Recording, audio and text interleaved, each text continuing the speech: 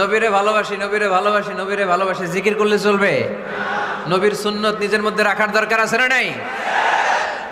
দেখবেন বেশি বেশি আশেকে রাসূল বলে মুখে ফেনা তোলে, ওদের ব্যক্তিগত জীবনে ওরা ট্রান্সপারেন্ট না, স্বচ্ছ না, লেনদেনে ভেজাল, স্ত্রীর সাথে ভালো আচরণ করে না, মা বাবারে ভাত দেয় না, এলাকার লোকজন ওরা দেখতে পারে না, হিংসা করে, অহংকার করে, আরেকজনের ভালো সহ্য হয় না।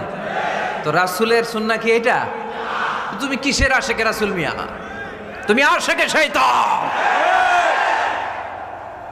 আশেকে রাসূল হতে হলে তোমাকে তো রাসূলের আদর্শ ধারণ করতে হবে।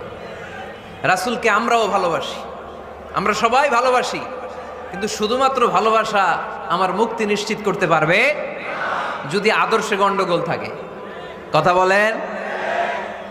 তার প্রমাণ আল্লাহ রাসূল সাল্লাল্লাহু আলাইহি ওয়াসাল্লামের চাচা আবু তালেব